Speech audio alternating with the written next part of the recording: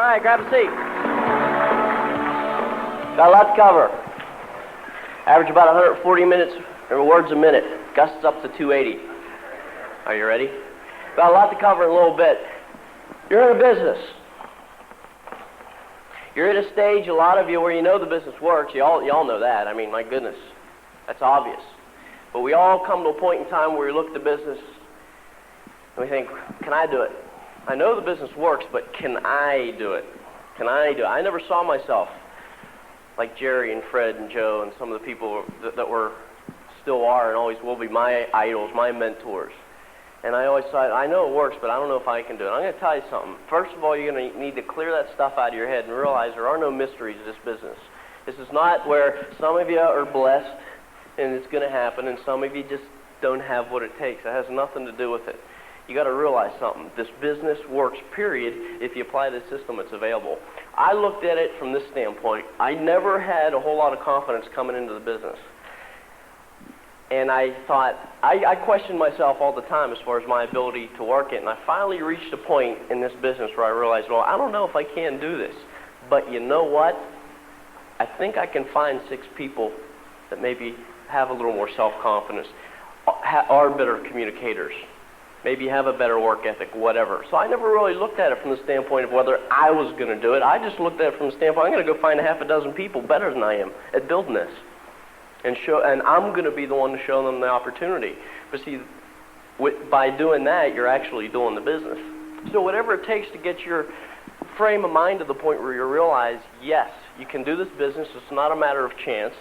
It's not a matter of certain people have certain attributes that are going to allow them to do this business, and other people just don't have it. For example, there are certain things that I'm realistic enough that perhaps I wouldn't be real successful at. For example, probably being on the front line of a professional football team, I have a slight disadvantage, being 5'5", weighing 130 pounds. So I'm realistic enough, there are certain things in life that you and I may, to be a medical doctor perhaps, maybe you have to have a little bit above average intelligence. I don't know. I've never gone to medical school. Could be just more commitment. I don't know.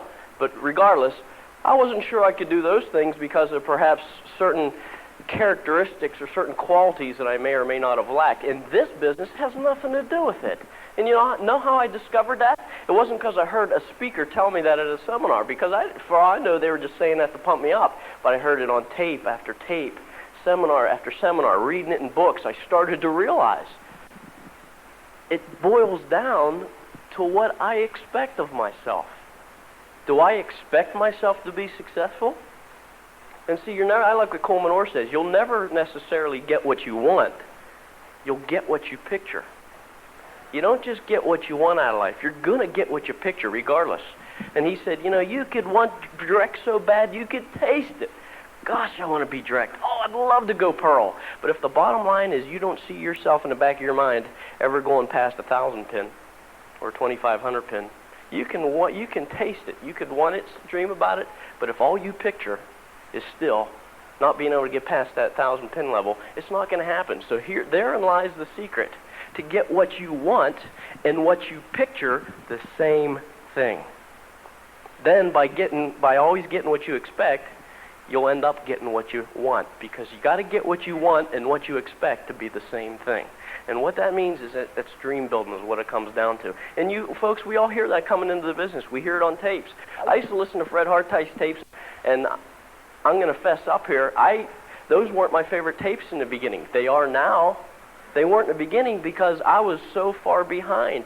I didn't understand. I was so hungry for techniques. I used to listen to Fred Hartice and all the great leaders, and I think, why don't they just teach me how to do a one-on-one? Or they do have a tape that does it, but I mean on a lot of the story tapes, I think, well, why don't they just teach me how to handle this objection?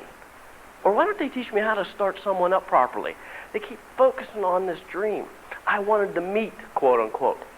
I wanted to focus on the how-tos. But see, the how-tos aren't going to be important until you really, really understand why. Because folks, you know as well as I do, most of the things you learn how to do this business are all common sense stuff. You listen to it and you think, that makes sense, that's a smart way to do it. And a lot of it you're going to kind of discover on your own. where you heard it on a tape maybe a long time ago. Now it's starting to it's coming to life because you're applying it in a certain situation. But until you and I have a desire, and now see that I have to clear this up because a lot of times, don't get me wrong, everybody has things they want out of life. That's not the issue. Sure you do. The question is, when's the last time you and I have thought about it? And see, when we're in a situation, you don't have to answer this, but how many of you can look 5 years down the road doing what you're doing for an occupation and pretty accurately determine what your income's going to be? Give or take a little bit, but you pretty much get a feel. 10 years down the road, it's not real hard. Just look at people in your industry been doing it 5, 10 years later. And see, whenever we realize where we're going to be in 5 or 10 years, and I don't know about where you work, but where I used to work, I didn't necessarily get paid on my performance. It was more so on endurance level. How long have you been there?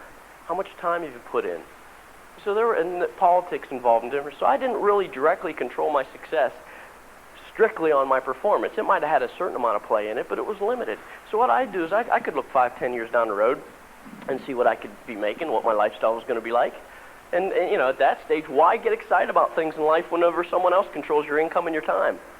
And even if you're in your own business, a lot of business owners are in the same situation. Someone else controls their money and their time. Might be a banker, might be a supplier, might be certain clients that they got to keep. If they lose them, they're in trouble. They're still in a situation where their money and their time is indirectly or directly controlled by other people. And whenever we're in that situation, the more mature we become, the more realistic we become. And we start to put back in the deep recesses of our mind all the things we talked about whenever we were younger that got us excited. Because how many in here have ever been disappointed? It doesn't feel good. And you don't want to do it repeatedly. When something hurts, you don't want to keep doing it. So we start to replace our goals and our ambitions with TGIF. Can't wait till Friday night. We can get relaxed a little bit. Let's work to the weekend. Work to the weekend. Work to the weekend. And then Friday night we go out with friends, and Saturday, that was always a good day to do stuff around the house. Fix things up, whatever. I remember I used to buy a sheet of paneling every paycheck and save them. And then by the time that happened, the last one was a different shade than the first one because it was frustrating. But even when I tried to fix up the place, that was Saturdays. And then Sunday we'd have our big meal in the middle of the day after church, and Sunday night was always dedicated to TV. Because, we were relaxing for Monday morning. Anybody dislike Sunday nights? I used to hate them. About 7 o'clock. Did you ever see people's moods shift about 7, 8 o'clock at night Sunday? They're relaxed all weekend until about 7, 8 o'clock Sunday night. And the realization that Monday's coming. It's in. You start getting that work face. Your eyebrows get down. You start getting a little edgy. Turn that down. No, I'm not hungry. Because Monday's coming. I thought 40 more years. Fired up. It's great. And so it doesn't take long for you and I to lose that. Now all of a sudden you come in this business and say, what's your dream? What do you want to do? You're thinking, what's this dude's problem? My attitude was, cut the garbage. Show me how to do this thing. That's why I wasn't successful prior to this business. I was so focused on the how-tos. But see, if you don't have that understanding of why, folks, there's nothing that's going to motivate you. I show this every time I show the plan.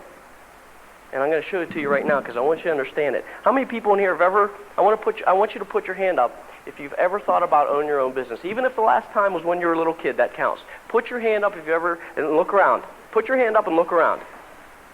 How many people in here currently own their own business? Leave your hand up. Look around, folks. What happened? What happened? We've all had that ambition. Oh, I'd love to be in my own business. What sounds so great about it? I want you to evaluate that because the reasons why people want to be in their own business versus the reason why they stay in their own business is usually two different things. The grass is usually greener always looks greener on the other side. So it's not necessarily, now I'm a firm believer of owning your own business to get financial independence, but that's only part of the formula. Because I know a lot of people that own their own business that I would rather have a job than to have what they do because the business owns them. At least you can quit a job. You can even quit your own business if you have obligations to meet. So it's not just owning your own business. It's the type of vehicle that you have. It's how efficient the vehicle runs. And we were talking, Brenda was talking about a yellow Corvette. I could put any one of these people in the front row in a yellow Corvette, and you put me in an old rusted-out Rambler. We could race 10 times from here to the Pittsburgh airport and back, and they're going to win. Not that they're a better driver. They could be, but that has nothing to do with it. We could put A.J. Foyt or Al Unser or Bobby Allison, Richard Petty, any one of those professional race car drivers in the old rusted-out Rambler, and these people are still going to beat them. And you can put a winner in a losing vehicle. They could have all the best qualities in the world, dedication, commitment, loyalty. But if they're not in the right vehicle, we're not going to win.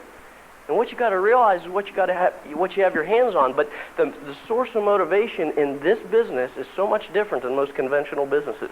And until you and I understand that, we're not going to take full advantage of what's here. We're not going to truly appreciate what we have our hands on. Now, what sounds so great about being self-employed? What's your first name? Brian. Didn't they tell you I pick on people in the front row? Did they tell you I spit when I talk? He brought an umbrella. He's been here before. Brian, what sounds so great about being your own business? Control of what? Namely, I'm going to pick on you. Money. Control your income. Yeah. If I work for someone else, there's an entry-level salary. Did you ever find out you don't get paid on what you do, you get paid on the position starting out? You know, it's even sadder. In some positions, 10 years later, you're still paid on the position instead of your performance. But in any case, if I'm working for someone else, not only is there an entry-level wage or salary, there's also a ceiling. I don't care how good we get.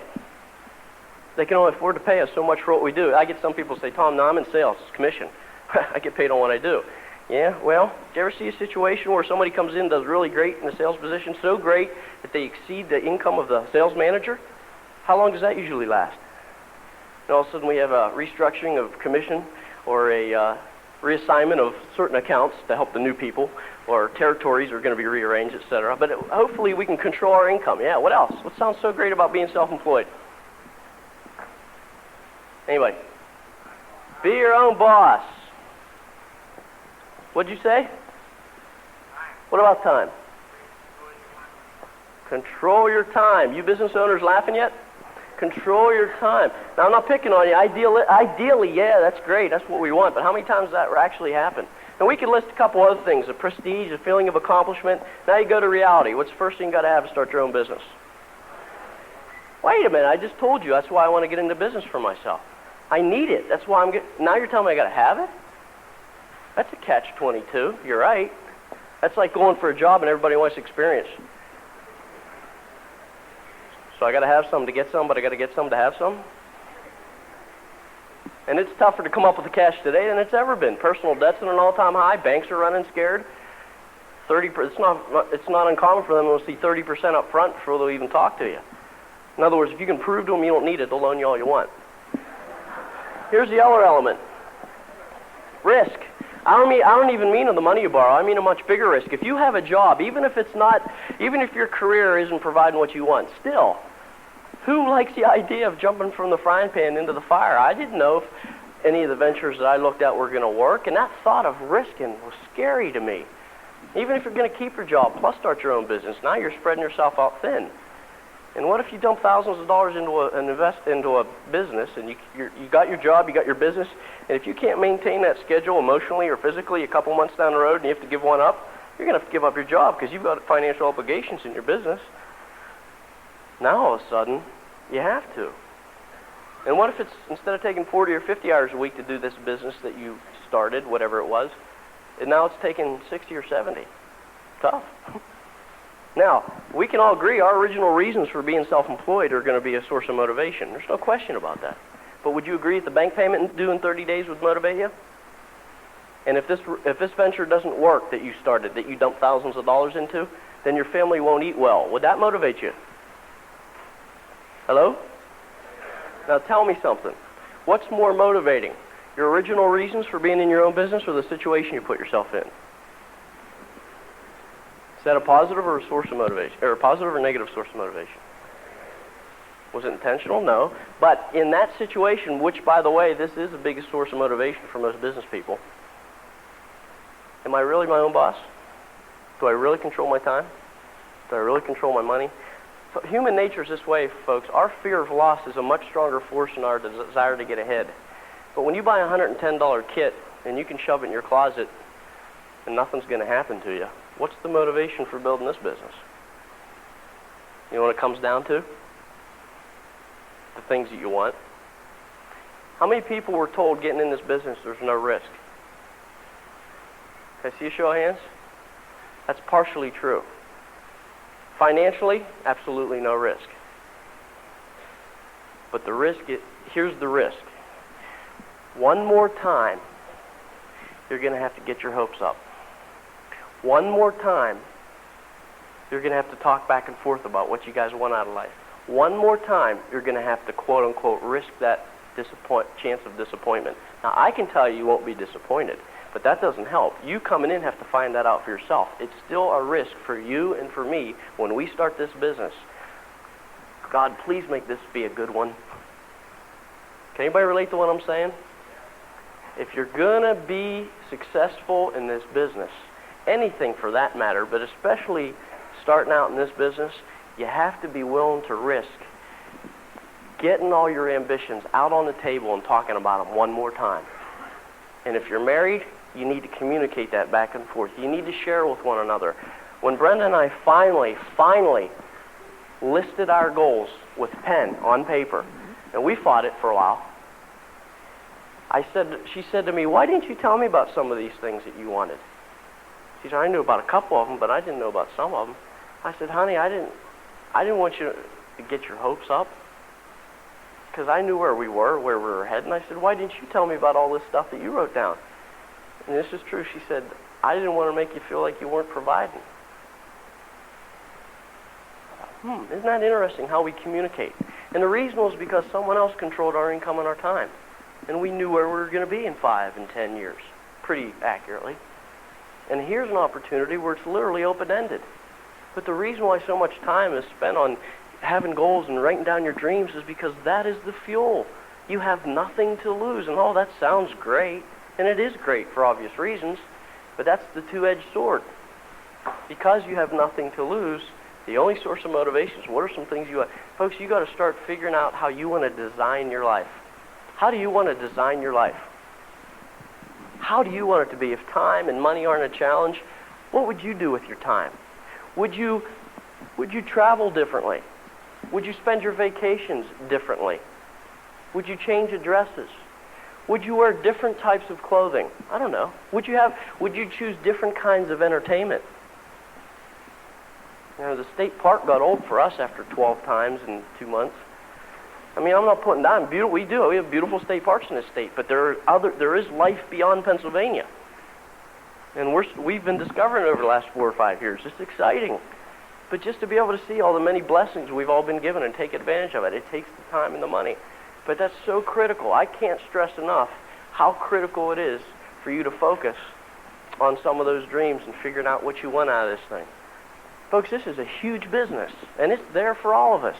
We can all take advantage of it. But you really need to get just crystal clear focus on some things that you want to accomplish in your lifetime. And my goodness, if you're here today because you just, all I want to do is create an extra $500 a month, well, then it really probably doesn't necessarily apply to you then. That's great if that's your goal. But if you're counting on, how many people were counting on this to be their ticket out? If you're counting on this to be your ticket out, then I tell you what, all I'm telling you is this. You give this half the commitment you give your job, and you're going to see some phenomenal things happen. I used to make excuses for not coming to seminars. And then all I started to do is I started to treat this as seriously as I did my job. Now, I didn't take away from my job. That's important. You never do that, because that's your primary source right now, temporarily. But I treated this with as much commitment.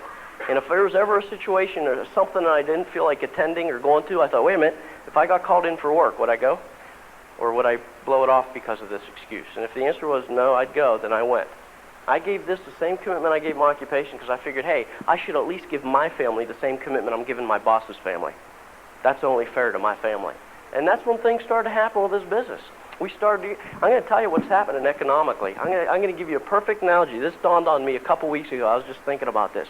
This business, I've only been doing this for 7 years, and I'm a pup as far as some of the leaders that we have in this business, a couple of the people we have in the room, in fact. I'm a puppy when it comes to building this business. We've had some success, but we got a long way to go, and that's what's so exciting to me. We have so much more to accomplish in this. I am so fired up about what's going on. People are looking right now. This thing is flat hopping everywhere, and I don't know what all the variables involved are, but I can tell you this. People are starting to become more aware that we have got to build some options in our lives. And as far as our financial independence and our financial security, it's not going to be some newly elected government official. It's not going to be some new committee at work. It's going to be the individual we're looking back at the mirror, period. That's the only person we can count on that has our own best interests in mind. is the individual looking back in the mirror and the people in this business who are putting their time and effort to help you. Because by helping you, they help themselves. That's the beauty of this business.